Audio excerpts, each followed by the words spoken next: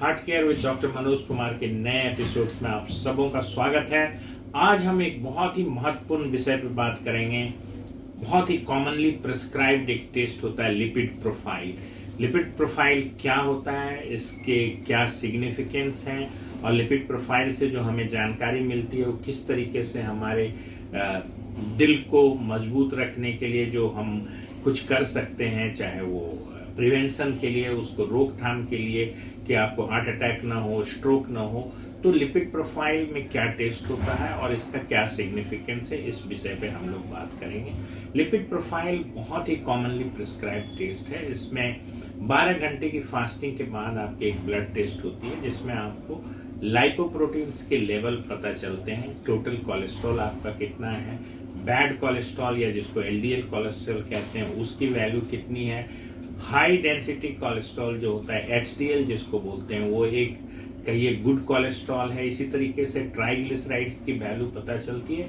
Extended profile जब आप lipid profile का कराते हैं तो उसमें लाइपोप्रोटीन ए का भी पता चलता है। तो यहाँ सबसे पहले दर्शकों को ये मैं जानकारी देना चाहूंगा कि अभी तक जो कॉजल रिलेशनशिप जो हार्ट में ब्लॉकेज होता है उसके लिए कॉजल रिलेशनशिप एलडीएल कोलेस्ट्रॉल का बड़ा स्ट्रांगली है। इसलिए जो भी हम कोलेस्ट्रॉल को ट्रीट करने के लिए दवाइयां लेते हैं उसमें मेन टारगेट जो होता है कोलेस्ट्रॉल होता है, वो एलडीएल कोलेस्ट्रॉल होता है और हमारी जो बेस्ट नंबर अचीव करनी है एलडीएल कोलेस्ट्रॉल की वो 100 से नीचे करनी है।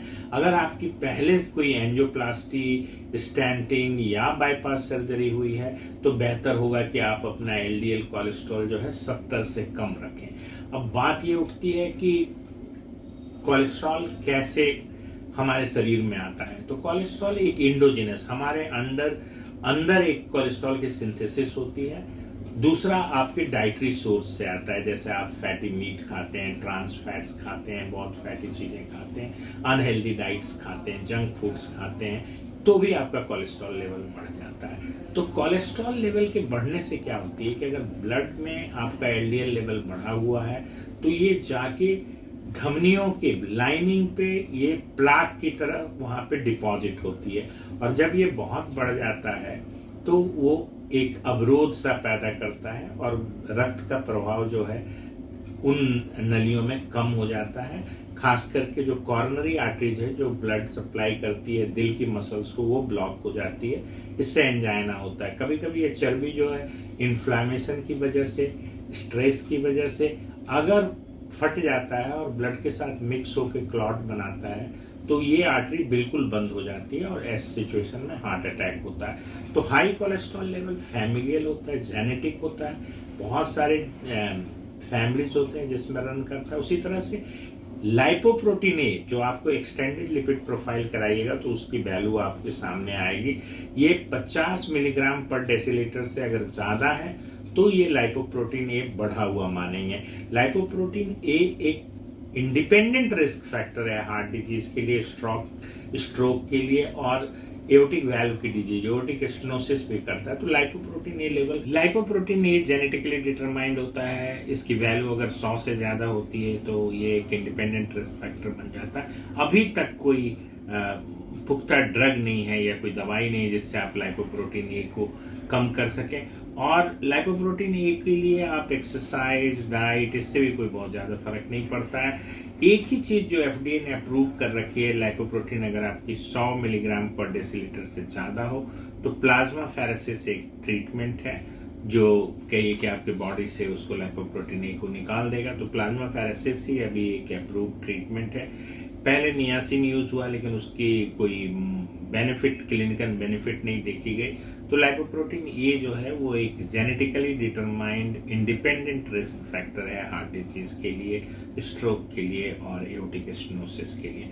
अब जहां तक बात रही कि एक तो खाने से और आपकी अगर बॉडी में ज्यादा कोलेस्ट्रॉल प्रोड्यूस हो रहा है, उसके अलावा और कई फैक्टर्स हैं जिससे आपके कोलेस्ट्रॉल लेवल जो है वो खराब होता है। हाई कोलेस्ट्रॉल या हाइपरलिपिडीमिया होता है जिसमें उसमें क्या है कि अगर आपको लैक ऑफ एक्सरसाइज है, आपकी सेडेंट्री लाइफ स्टाइल है, आप स्मोकिंग करते हैं, अल्कोहल की मात्रा कंजम्पशन है वो बहुत ज़्यादा हो, आप अनहेल्दी खाते हैं, खास करके वैसे प्रोडक्ट्स जिनके रैपर्स पे ट्रांस फैट्स लिखा रहता है, उस तरह की चीज़ें, जंक फूड आप खाते हैं, चाहे आप इंडियन जंक फूड खाएं या चाहे वेस्टर्न जंक फूड खाएं, उसमें ट्रांस फैट्स होते हैं, तो ये सब खाने से भी आपका बढ़ता है। देखिए, अल्कोहल आप अगर मॉडरेट कंजम्पशन से ज़्यादा लेते हैं तो ये भी एक लिपिड बढ़ाने का कारण बनता है।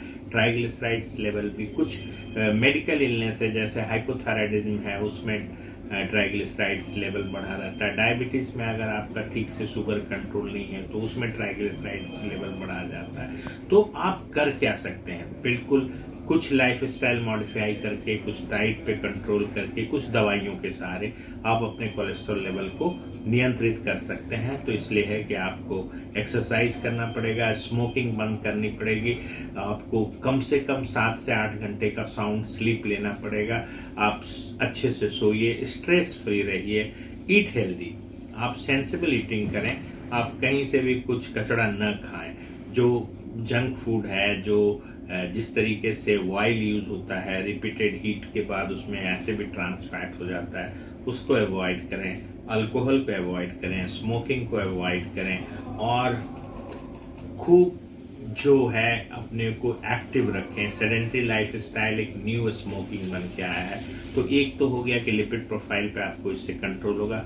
अगर आपका वेट भी कंट्रोल रहता है तब भी आपके लिपिड जो है पैरामीटर्स, जो लिपिड प्रोफाइल में ट्राइग्लिसराइड, एलडीएल, ये सब कम पाए जाएंगे। तो अपना एक वेट भी कंट्रोल करें। ओबेसिटी को बिल्कुल नो कहना है। Obesity is a new smoking. आप समझिए कि ओबेसिटी में जो है, obesity kills more than smoking. Obesity से ज़्यादा लोग मरते हैं जितने स्मोकिंग से मरते हैं। दूसरी चीज़ है कि अगर आपका इन सब चीज़ों से, लाइफस्टाइल मॉडिफिकेशन से आपका कोलेस्ट्रॉल लेवल ठीक नहीं होता है, तब एक ही तरीका है कि आप ड्रग्स को यूज करें। स्टैटिन्स एक वंडर ड्रग है। स्टैटिन्स में जो रोजुवास्टैटिन है, टोरवास्टैटिन्स बहुत फ्रीक्वेंटली यूज होते हैं। स्टैटिन्स के कुछ साइड इफ़ेक्ट्स भी हैं, बट जो उसकी बेनिफिट्स है वो इतनी ज़्यादा है कि साइड इफ़ेक्ट्स को हम लोग उसको काउंट नहीं करते हैं। न्यू ऑनसेट डायबिटीज़ का थोड़ा खतरा रहता है प्रोलॉन्ग्ड कोलेस्ट्रॉल की दवा लेने से। और अगर आपको एक बार कोलेस्ट्रॉल लेवल हाई है और आपने शुरू कर दिया है कोलेस्ट्रॉल की दवाई, तो